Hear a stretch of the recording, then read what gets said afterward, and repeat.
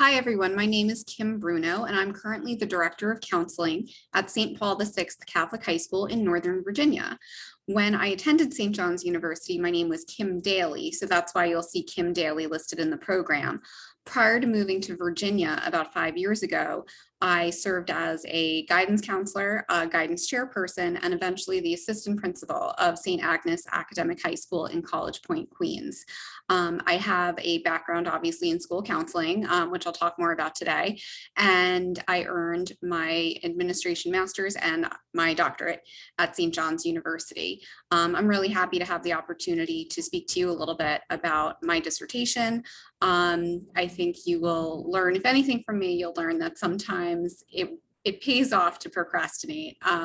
When I had started thinking about my dissertation topic, I knew I had wanted to do something within the field of school counseling because that's where my original master's was. And obviously the bulk of my professional experience has been in school counseling. So I did want to honor my school counseling master's degree and my professional experiences. And I sort of had an idea what I wanted to do. But in the time I was in the dissertation writing phase, we had relocated to Virginia. I had started a new job, so I had put the dissertation on the back burner for a little while. But in that time, New York State changed a lot of their regulations, or were proposing to change a lot of their regulations for school counselors. And that actually gave me the backbone of my dissertation, which you'll hear about in a couple of minutes. So sometimes it does pay to think about topics all the way through and wait for different opportunities in the world to come up, and sometimes inspiration might strike. So I'm really happy to have this opportunity to talk to you about school counseling. And if some of you in the audience today are school counselors, this is definitely a great field to do your research in, because there isn't that much of it out there. And if you are hoping to be a school administrator, if you're currently a school administrator, don't discount the school counseling department when you're thinking about research topics, because you'll see from my presentation, it's a pretty exciting time to do research in the field of counseling, especially in New York State, as some new changes have just gone into effect within the last year. So without further ado, let's get to the presentation. So my topic was comprehensive guidance programs in New York State, and it's a study of the preparation and practice of high school counselors in New York State. So just to give you a little bit of an introduction. At the time this study was done in the spring of 2018, and my dissertation was defended in November of 2018. So at the time of this study, New York State was 1 year away from introducing new state regulations for K-12 guidance programs, and 2 years away from introducing new requirements for school counseling preparation programs or school counseling master's degree programs at universities within New York State. So this study took a look at what high school counselors were currently doing in schools and how they were being prepared to do it. And it also reviewed the forthcoming changes and how they could impact the profession. So research has supported the notion that role definition is absolutely a problem for school counselors. People don't always know what we do. The role and function of the school counselor has been reshaped over the last several years to keep up with student needs. But since the job has been reshaped, have the preparation programs also been reshaped to keep pace with those changes? So how have those school counselor preparation programs adjusted to meet the demands of the field? So for the first time in 40 years, New York State amended the commissioner's regulations to update the standards for K-12 guidance programs in schools and graduate school programs, and also state certification standards for school counselors. So they haven't been looked at prior to the 2018-19 school year. They hadn't been amended, they hadn't been adjusted, they hadn't been updated. So with those regulations that were at the time about to go into effect and are now currently in effect, New York State is requiring that all guidance programs in K through 12 schools be comprehensive guidance programs. And we'll talk a little bit about what that means in a second. Graduate schools also have to have more stringent rules so that graduates are better prepared to work within that comprehensive guidance program. So what should school counseling preparation programs do to revise and improve their grad programs so that counselors are actually prepared to work within this comprehensive guidance model? So, as I hinted at, the theoretical framework that drove this study is the comprehensive guidance model. that's based on theories of human development, and it addresses all areas of student development. So the comprehensive guidance model has been adopted by ASCA. ASCA is one of the bodies that school counselors refer to. It's the American School Counselor Association. It's a little bit of a legislative body. It's definitely a body that provides us with framework and answers to questions, and they do a lot of advocacy on behalf of the profession. So the comprehensive guidance model is adopted by ASCA. It's endorsed by New York State. And it's really the organizational and role defining force behind high school guidance programs and counselor preparation programs across New York State. Through their work, ASCA has used the comprehensive guidance model as a tool to educate counselors, administrators, and the general public on what school counseling programs should do to address student needs, and also just to talk about the overall purpose of school counseling programs. So again, that comprehensive guidance program provides a framework for counselors to define their roles within the school. So you might know this if you've ever worked in a school. Sometimes role definition can be a concern for counselors. Who are we? Are we school counselors? Are we guidance counselors? Are we educators? Are we mental health professionals? We're kind of thrown in a lot of different categories. So this comprehensive guidance model can really provide a framework that not only people within the profession can understand, but sometimes almost more importantly, people outside of the profession can understand. So comprehensive guidance programs are results-based. They have their own curriculum. So counselors should have their own guidance curriculum or counseling curriculum. They're tied to the mission of the school. So everything that the school counseling department does should relate back to the overall mission of the school and what the school seeks to do. Obviously, that's committed to the academic success of all students. And we talked about the framework, and we mentioned that it was endorsed by ASCA and NYSCA, and NYSCA is the New York body of ASCA, the New York State School Counselors Association. And a lot of my research did come from some of their writings. So again, the purpose of this study is to understand the role of school counselors in New York State, to observe how high school counselors are getting ready to implement those comprehensive guidance programs, and to learn how the grad school programs are preparing school counselors to work within that comprehensive guidance model. So basically, what are school counselors doing and how are they being prepared to do it? So the significance of this study is, I think, pretty apparent.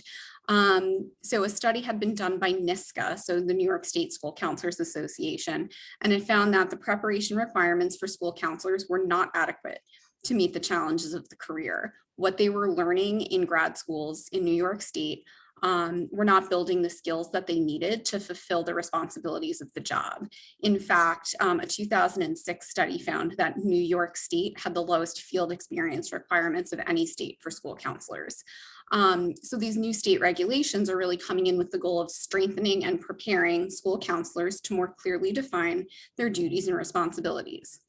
So again, it's a very critical time in the field of school counseling, as these changes have just gone into effect last school year for the high schools and are supposed to go, for the K-12 schools, and are supposed to be going into effect this year for the grad schools. So my two research questions are, how are high school counselors in New York State preparing to work within the newly mandated comprehensive guidance model? And my second research question is, how are New York State school counseling graduate programs preparing counselors to work within the new requirements for comprehensive guidance programs? So this is a qualitative study. I used multiple case studies to address research question one. I took a look at the guidance departments of 3 high schools. I focused my work just on high schools because that's the world I know a little bit better. So school A was a suburban public high school. School B was an urban private high school. And school C was an alternative high school that was part of a larger suburban district. And then for the second research question, I took a look at all of the universities in New York State with graduate programs in school counseling. So I pulled a list from the ASCA website, the American School Counselor Association website, and I took the 31 universities that were used in the study. I think there were 32 listed. One no longer had a program, so I only looked at the 31 programs that were available. I only looked at brick and mortar programs. I did not look at online programs. Again, this was a world before Zoom classes, so there was a distinction between online classes and in-person classes. So I was really just taking a look at those in-person programs. So for data collection, of course, IRB approval was obtained. Appropriate consent was obtained from either school or district administrators, school counselors or chair people, whomever I was speaking with, and I observed them during typical school days. The observations did take place over multiple days, and with the permission of the subject, I did semi-structured interviews, I recorded them, and I later transcribed them. I did offer my subjects the opportunity to review them, but all of my subjects declined. And then I, of course, also reviewed official documents such as school profiles, school report cards, mission statements, websites, and any guidance curriculums or guidance plans that were available to me. And then for research question 2, as I mentioned, I used 31 school counseling graduate programs. I exclusively looked at their websites and I evaluated those websites twice. The first review was for program specific information. So how many credits, what are the admissions requirements, things like that. And then the second review was specific to curriculum information, and validity was determined through a triangulation of sources. With the data analysis for the first research question, so looking in the high schools, after I did my observations and my field notes and used the official documents and did my interviews, after my data was collected, I sorted them into categories drawn from the guidelines issued by the New York State Commissioners Guidelines for their new regulations. And then for the second research question, after collecting data from the websites, I sorted them into categories also pulled from the New York State Education Department communications regarding their updated counselor preparation program regulations. Okay. So the categories I used for research question 1, which again, it was pulled directly from New York State's information. So the first category was addressing student competencies or the school counseling curriculum, and that was further broken down into academic, college and career, and social emotional. For direct student services, indirect student services. So direct student services are when a counselor is working directly on behalf of the student. Indirect student services would mean if the counselor is working in consultation with other people or community partners on behalf of the student. So not directly face-to-face with the student or one-on-one with the student or group work with the student, but working with their outside therapist or talking to teachers or dealing with their parents, something like that. That would be an indirect student service. We were taking a look at individual progress review plans. So that's another thing that the state will now be regulating, that counselors essentially keep a file on their meeting for each student each year to see what their progress is towards graduation. A district guidance plan, which states the purpose of the guidance program activities that they do, that's to be made public on the school and district's website so the community knows what the guidance office is doing. And finally, an advisory council, which is another requirement that was to go into effect in the 1920 school year. So an advisory council is actually stakeholders, so not just the counseling department or not just the representatives of the counseling department, but also parents, teachers, other people from the school community who could serve on this board to talk about the direction of the counseling program. So not to talk about specific personnel issues within counseling or student issues within counseling, but just the general direction of the school counseling program. And under the new regulations, this advisory council was to meet no fewer than 2 times a year. So then for the second research question, the first review I did was really just for program information. So was it KCREP accredited? What are the admissions requirements? What types of practicum hours are required? What types of supervised internship hours are required? And then I took a look at some program details, like how many credits do students need in order to graduate? What's the title of the degree? And what school within the university is the counseling program housed? And then the second review I looked at was for the curriculum core content areas, which again are categories taken from the 6 core content areas that were about to be mandated by New York State, that all school counselor preparation programs within the state of New York had to have classes within these 6 core content areas. So those 6 areas were foundations in professional school counseling, career development and college readiness, school climate and collaborative work, equity, advocacy and diversity in programming, child growth, development and student learning, and group and individual theories and techniques in counseling. So what I found was pretty consistent with the research that I had done. So counselors did not feel adequately prepared by their graduate programs. The counselors in all 3 high schools for research question 1 were aware of the forthcoming regulations, and they viewed these regulations very favorably. Schools A and C, which were both of my public schools, one was the regular public school, one was the alternative public school, they were actually actively involved in planning for the new regulations.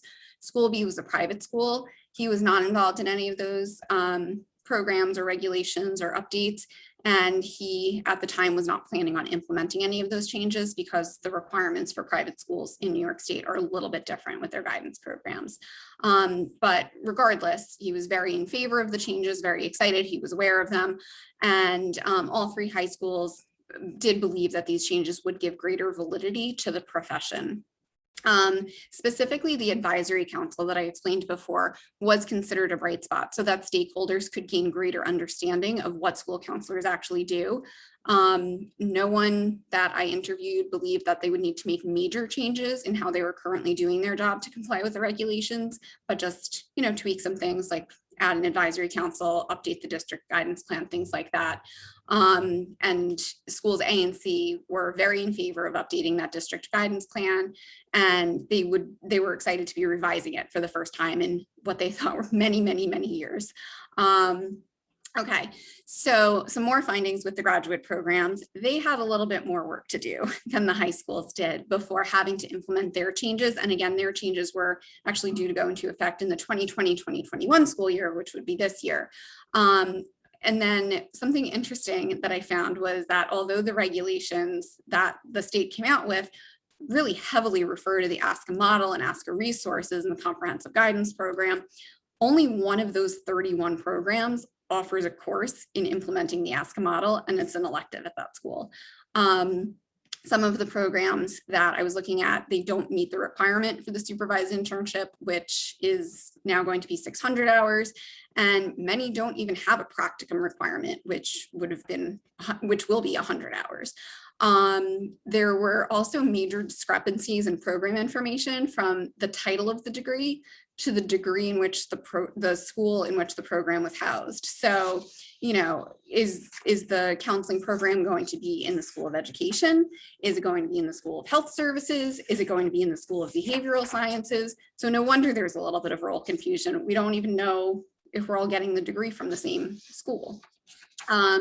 So just continuing along with some of the findings with the graduate programs, in core content area 1, every program offers courses in this area, but some of the types of courses might vary. Some of them might have different titles. Core content area 2, I thought this was pretty ironic. So each program actually does have a career development course, but schools A and C considered career counseling to be their weakest area in their program. So although they were all probably trained the same way in career counseling in high schools typically is seen to be a little bit weaker because there's so much more of a focus on college, but only 40% of the programs in New York State offer a course specifically on college counseling. For the third core content area, school climate and collaborative work, there were only 14 of the 31 programs who offered courses within collaboration. And I mean, again, like what I witnessed, what I have personally experienced, what I have spoke to my interview subjects about, they are regularly collaborating with stakeholders in order to best meet student needs. That's just a major part of the job. The fourth core content area, most schools actually do offer a multicultural counseling class. The fifth core content area, child growth development and student learning. So this was interesting. So each program does offer a course on some type of lifespan development or research methodology, but fewer than 20% of the programs offer any coursework in special education. And what I observed in each of my 3 fieldwork sites were that the school counselors were actively involved in conversations regarding special education and accommodations. So the fact that they had no formal training in it is a little bit frightening. Obviously, you figure it out as you go, but if you're going to school for something, you should be prepared for the job you do. In the 6th core content area, group and individual counseling theories and techniques, what I noticed was that there was little distinction between the courses that are in the school counseling track of the programs, or if the school also had a mental health counseling program, there was a lot of overlap in those classes. So that means there's little differentiation in those roles, which again can lead to some of that role confusion we talked about. So there was also very little differentiation between the social emotional needs of elementary versus middle school students versus high school students. So obviously, if you're working in that field, you know that little ones have different needs than middle schoolers and have different needs than high schoolers. So again, you're not seeing formal training in that. And then in schools A and C, they actually didn't even have a specific social emotional curriculum, but school B actually did have a very robust one. So I guess even within the schools themselves, you'll see a little bit of variety when it comes to the focus of their program. And obviously any study is going to have limitations. So I would probably say my number one limitation was time. So the observations were conducted in the spring semester of the school year. So I was only really getting to see a snapshot in time. But having looked at official documents and having interviewed the subjects, the counselors that I was talking to, I did get a sense of what the school year looked like. Location was also, I would say, a limitation. So the school settings were very different, but they were in pretty close geographical proximity. They were all within 50 miles of one another. And then availability. So when I was looking at research question 2, the graduate programs, the information that I was using was just the information posted on the website. I didn't conduct any follow-up phone calls or anything with universities. So future implications. So if you are currently stumped and looking for a research topic, listen up. So I think, as I said before, this is a really exciting time to be doing research in the field of school counseling. So now we are a year in to the regulations in the high schools and K-12 schools also, not just high schools. So I think it would be really interesting to take this study a little bit farther. So any future researchers can take a look at the effect that these changes are having on guidance departments right now. A big part of the study that I didn't focus on because I was looking at high schools, but elementary schools actually have to adapt to these regulations and adopt some of these regulations. So for elementary schools that never had a school counselor before, they might have one now, perhaps they're sharing one. So I think this could be an interesting topic for future research, taking a look at how this has impacted elementary school students. Also, something that came up in the study was that private schools don't actually have to put these regulations into place. So taking a look at how private schools guidance programs are perhaps different from public schools, and how will graduate programs in school counseling adjust, adapt, and align to these new requirements? Because as we said, they have some of the most extensive changes to make. So some implications for practice. One of the things that this study demonstrated was the necessity of school counselors having access to professional development. So each of the school counselors that I spoke to learned about the new regulations through professional development programs. So that accessibility to professional development, so school counselors can be aware of changes in the field, certainly significant ones like this. I'd love to know how the advisory boards are working out. I'd love to know how they're shaping the perception of the work that school counselors do. Will these new regulations allow for better collaboration and understanding of the job between teachers and administrators? I also really think that graduate programs that aren't just for school counseling, but any graduate programs in education for teaching or administration should include a course on working with guidance and other student services departments, because you want to make sure that everyone in the building understands the role of the counseling office, because they can have such an impact. So just some final thoughts. I do think that these updated regulations are absolutely a positive thing for the profession. I think the updated regulations for the grad school programs are long overdue. And I think that I see this, and many of the people that I spoke with during the course of my research saw this as an opportunity to celebrate this profession that can have such an effect on our students. I do think that the regulations will provide a very public framework for school counselors so that parents, teachers, administrators, other stakeholders really do fully understand the roles and responsibilities of school counselor.